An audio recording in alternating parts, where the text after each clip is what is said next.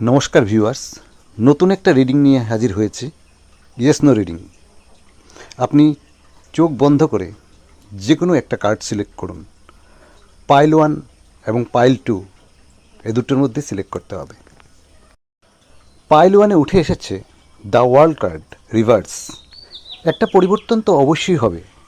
আপনি এখন নিরাপদ নন। এখন আপনার পরাজয়ের সময়।